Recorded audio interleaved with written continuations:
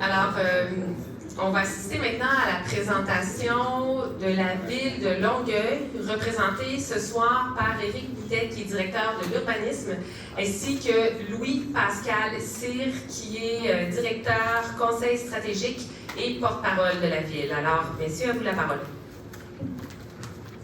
Merci beaucoup.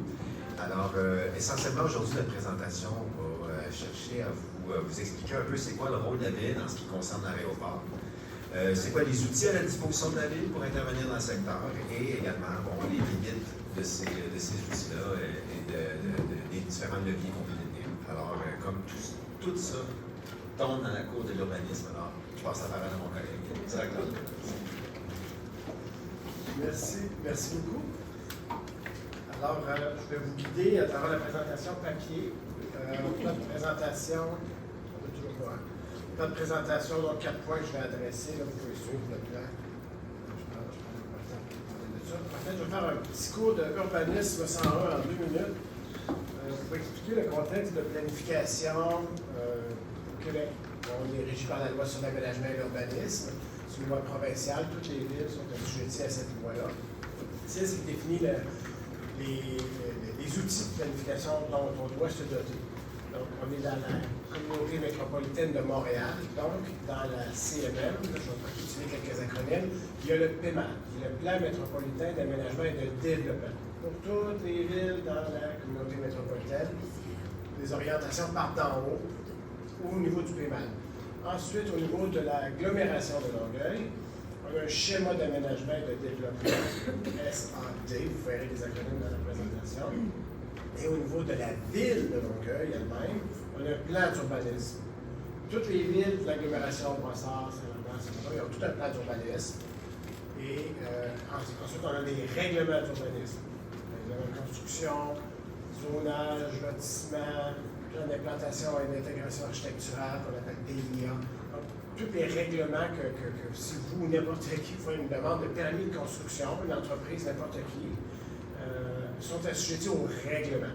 Le règlement doit être conforme à la vision qu'on a dans le plan d'urbanisme, ça doit être conforme au schéma d'aménagement, ça doit être conforme au paiement. Donc, il y a des mécanismes dans la loi qui sont prévus pour que tout ça se tienne, que tout ça soit bien aligné. Donc, ça, c'est la structure au Québec, puis dans la région de Montréal, puis au Longueuil.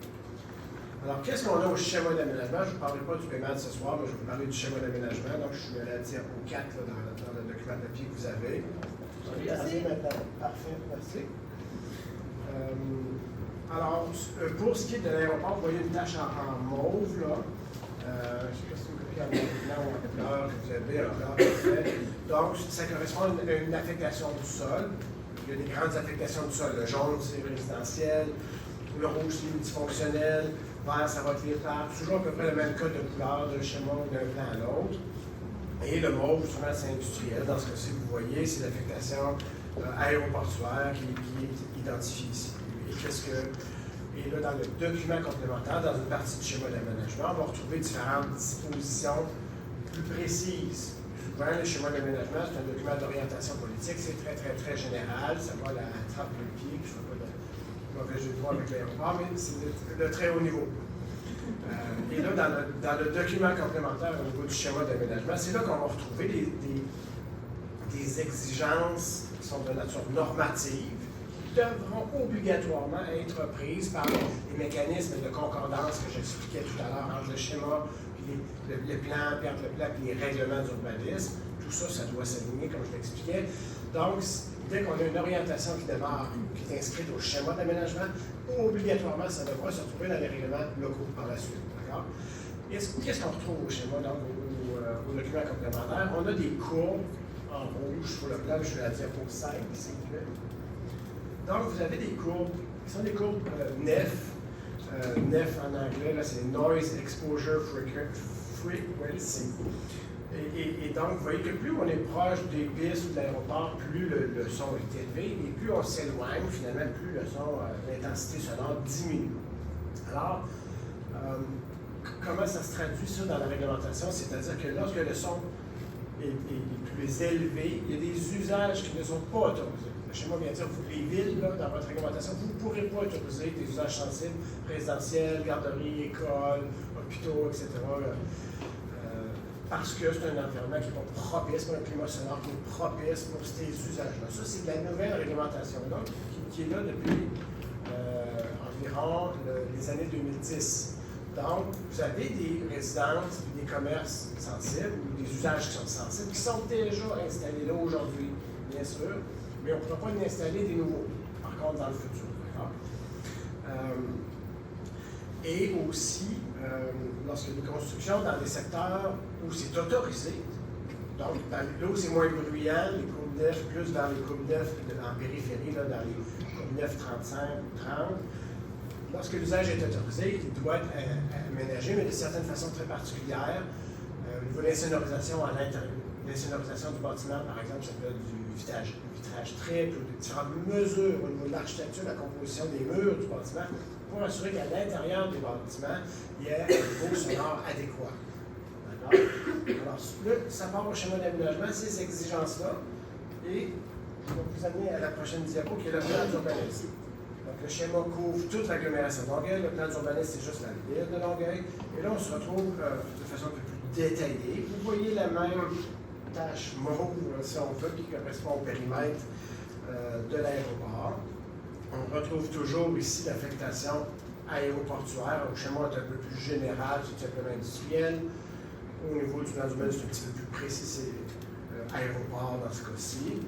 Vous voyez la dominante, là, activité aéroportuaire ou militaire, industrie générale, de haute technologie. Puis on a aussi des activités complémentaires, activités industrielles, commerciales, de support, etc., etc. Ça nous donne l'instruction par la suite pour le... Je vais plus vite, pardon. Et vous avez des planifications particulières dans le plan d'urbanisme. Merci beaucoup. Où on vient donner une vision un peu plus de détail quant à la vision de la ville par rapport au futur de l'aéroport.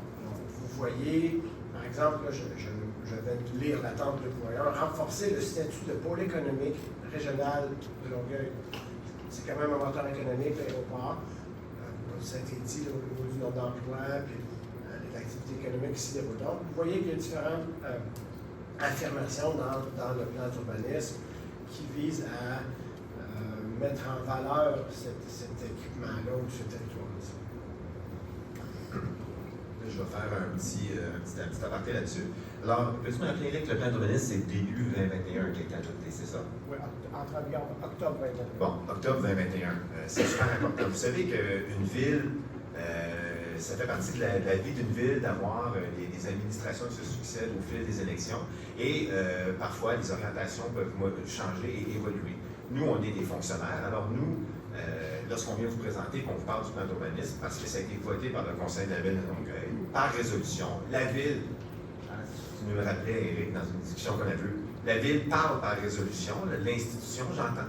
Donc, c'est ce qui est en vigueur présentement. Cela dit, vous avez remarqué que depuis octobre 2021, il y a eu une élection, et cette élection-là a amené un changement d'administration. Alors, c'est pourquoi, en ce qui concerne le développement économique et les aspects du plan d'urbanisme, nous, on va vous dire ce qu'il y a dedans, mais vous allez peut-être remarquer dans nos réponses, si jamais vous nous questionnez là-dessus, qu'on est quand même assez prudent parce que nous, on sait qu'une nouvelle administration peut avoir des nouvelles orientations, et dans le cas qui nous concerne, on a une administration qui a confié un mandat à l'Office de participation publique d'avoir un avis citoyen. Donc, nous, pour l'instant, le mandat que l'administration nous donne comme fonctionnaire, c'est de collaborer au processus de PPL. C'est ce qui explique notre présence ici ce soir.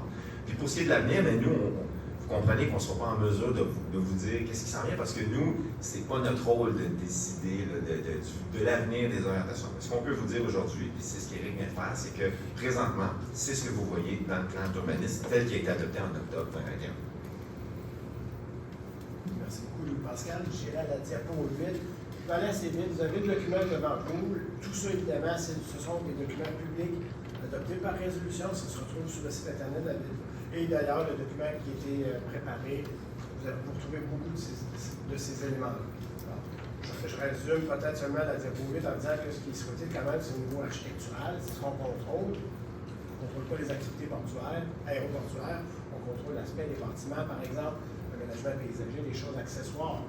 mais on n'agit pas par rapport au cœur des activités de l'aéroport qui sont de compétence fédérale. Alors, vous voyez quand même que ce qu'on vise, c'est du développement de qualité. Je vous amènerai immédiatement, je sais que le temps peut pas assez vite, à la diapo 10 à ce moment-ci pour vous montrer le mécanisme de concordance. Donc, je vous parlais tantôt, une minute de plus, s'il vous plaît. Merci. Je la vois pas, moi, devant moi. Parfait, je vais continuer comme ça. D'ailleurs, il vous reste 5 minutes 30. Parfait, c'est parfait.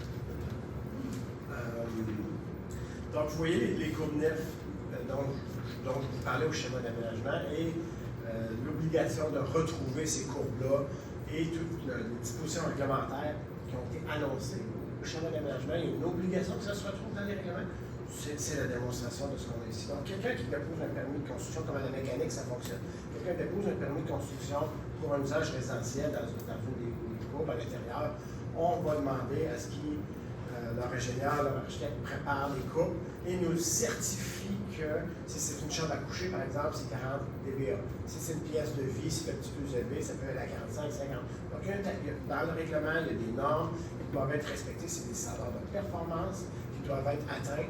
Et c'est le concepteur du bâtiment qui est capable d'estimer en fonction de la composition de son mur, les matériaux qu'il utilise, l'orientation du bâtiment par rapport aux pistes. Évidemment, un bâtiment qui serait plus face au trajet des avions serait plus exposé.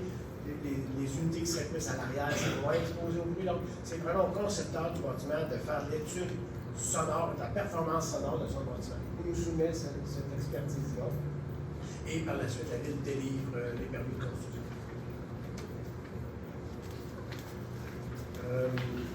Je vous mentionne qu'il y a des programmes visant, là je suis à la diapo 11, il y a des programmes qui visent à aider le développement de l'aéroport, c'est des programmes d'aide financière.